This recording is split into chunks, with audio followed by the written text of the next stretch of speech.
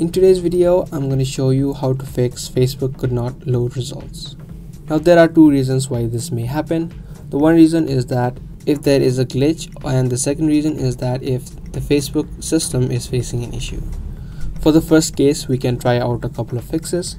First, make sure that your internet connection is stable, whether using Wi-Fi or your cellular data. If it is stable, you can just open up the settings of your phone and then open up apps on the settings page. If you don't see this option, you can also search it in the search bar.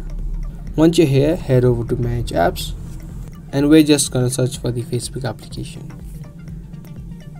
From the settings of Facebook, just tap on app permissions and make sure that all of these permissions are allowed. Do the same for every other permission that you see. Once you do that, you can again head back to this page and tap on clear data, and then tap on clear all data. Now we're doing this process in order to remove any kinds of glitches. Once you're done, you can try to check if this fixes the issue. If it still does not, the last thing that you can try out is try to uninstall the app of Facebook from your phones. Once the app has been uninstalled, you can hop over to your Play Store and then try downloading the application. What this is going to do is it's going to give you the latest version of Facebook, which is also a great way in removing glitches.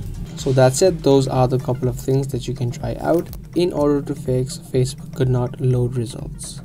I hope this video was helpful. If it was, subscribe and give this video a thumbs up. I'll see you guys in the next video. Thanks for watching.